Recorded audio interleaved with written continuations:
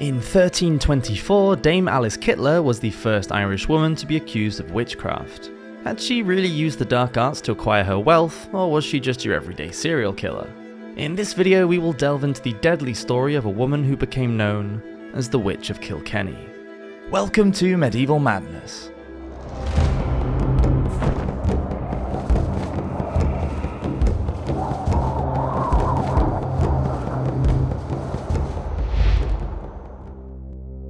He's the one. Alice was the only child of Flemish immigrants who were thought to have settled in Flemish town Kilkenny during the mid-13th century. Sometime between 1280 and 1285, shortly after her father died, Alice married her first husband, William Outlaw. He was probably the brother of Roger Outlaw, who later became Chancellor of Ireland. William was a successful merchant and moneylender. It was common for the wives and mothers of medieval merchants to have a role in the family business.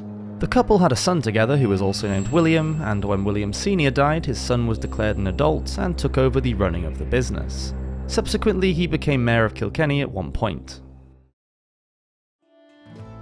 Two's Company. By 1302, Alice had remarried another moneylender named Adam Le Blund of Callan, who was also considerably wealthy. An indication of the highly profitable nature of money lending and the combined wealth of the family is evident when, in 1303, William Jr. declared that he was guarding the sum of £3,000, a sum which would equate to probably over £2 million today. At some point that year, Alice and Adam were accused of the murder of William Sr. because of the sudden nature of his death, but the charges were dropped. For some reason, in 1307, Adam quitclaimed everything he owned to his stepson William. Quitclaiming was a medieval law whereby someone can transfer all of their property to someone else. So William was given all of Adam's wealth, jewels, and possessions. This seems a strange thing to do when we find out that Adam had children of his own from a previous marriage. Alice also had her rights of dower. In law, a dower was a provision bequeathed to a widow from either her husband or his family to support her after her husband's death. Third and fourth time unlucky. At some point Adam died because in 1309 Alice had married her third husband, a man named Richard de Val. He was a rich landowner from a prominent family in County Tipperary, and again William profited from the match. But after Richard's mysterious death sometime before 1316, Alice had to take court proceedings out against Richard's real son because he was refusing to provide her widow's dower. And people were beginning to talk. By 1324, Alice had married her fourth husband, a knight called Sir John Lepoa, making Alice into a dame. And Sir John also changed his will so that it favoured Alice and her son William. By this point, the Merry Widow, as she became known, seemed to be an expert in persuading her husbands to disinherit their own offspring in favour of her only child. Unsurprisingly, this caused much resentment among her stepchildren. Suspicious over the circumstances of their father's deaths and bitter about the loss of inheritance but with no actual proof of a natural crime, they decided that Alice must have used supernatural powers to bewitch their fathers before she had murdered them with poison. Witch. They chose to report her to the church authority, citing maleficium or witchcraft. At the time, it was quite a mundane charge and equivalent to a petty crime in English law, and was usually dealt with by local authorities. In the early Middle Ages, the long traditional practices and beliefs of paganism mixed together with the new religion of Christianity. It meant that elements of magic and folk beliefs were blended with Catholicism. Potions might be brewed whilst speaking the Lord's Prayer, or the sign of the cross might be made whilst making a talisman. Herbal preparations were often the base for medicines, and these were made by cunning women, healers, and good witches. But the Christian theologian St. Augustine of Hippo said that all pagan magic and religion were invented by the devil. He insisted that Satan's purpose in inventing magic was to lure humanity away from the truths of Christianity.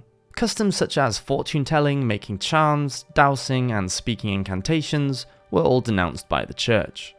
Up until 1258, the use of magic was not seen as heretical by the church because it was deep-seated in superstition.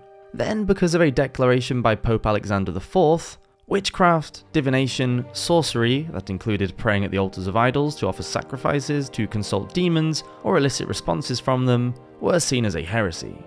Witches were said to be in league with the devil, and he was thought to give them powers in return for their soul. Because of the association between herbalism and magic, the crime of poisoning was often linked to witchcraft. the Zealous Bishop. By 1324, Dame Alice had acquired substantial wealth plus a great deal of land and property. She used much of her fortune to engage in further money lending.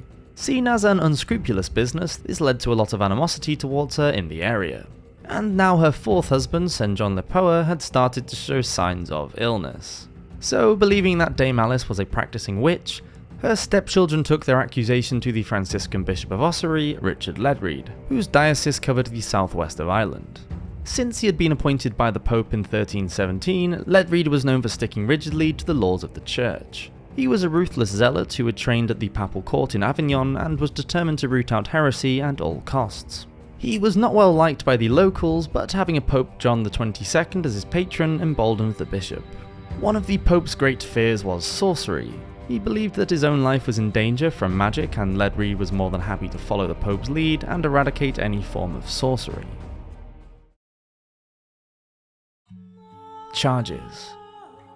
Ledreed took no time at all to set up an inquiry, believing that there was a heretical coven within his district. Many of the witnesses against Alice, her son William and 10 other women who were included as accomplices, were from the local community. And so many of Alice's accusers were probably in her debt financially, which hardly made them unbiased. The crimes charged against the group were terrible, and Dame Alice was alleged to be the ringleader. It was said that they had completely rejected Christ by not going to church or taking part in any Christian rituals.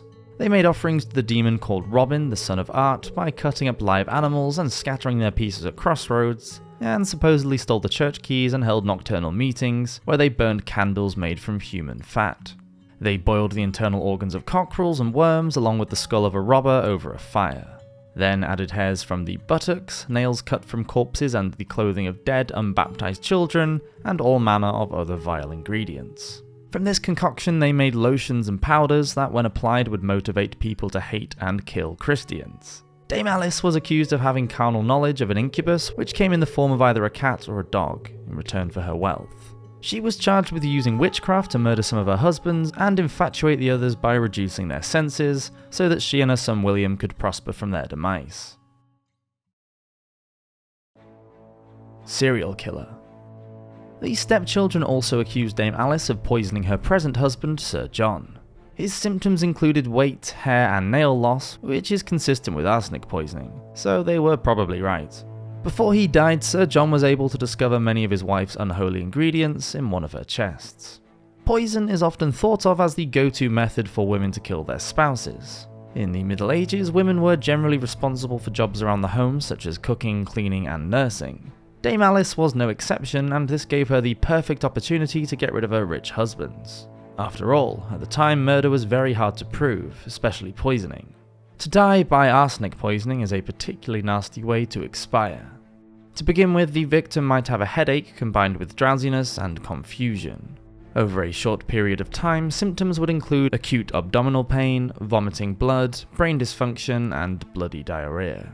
Long-term exposure can result in heart disease, a thickening of the skin, numbness in the limbs, and cancer. As death approaches, the victim will suffer great pain, convulsions, and then fall into a coma before their demise. The first of many. A woman named Petronilla of Meath, who was the maidservant of Dame Alice, was publicly flogged 6 times on orders from the bishop. Under this torture, she confessed that she had totally rejected her faith under the influence of Alice and had been present when she made sacrifices and saw her conjure up evil spirits. Petronilla said that she didn't think there was anyone else in the world more skilled in the art of witchcraft than her mistress. She refused to repent and was sentenced to be burnt at the stake. She was the first woman burned for heresy in Ireland. The Kilkenny chronicler Friar John Klyn reported that, quote, Petronilla was condemned for sorcery, lot-taking and offering sacrifices to demon, and consigned to the flames. Now, Bishop Ledreed felt that he had enough evidence against the coven, and he wrote to the Chancellor of Ireland, who just so happened to be Roger Outlaw, uncle to William. So Roger refused to arrest Alice.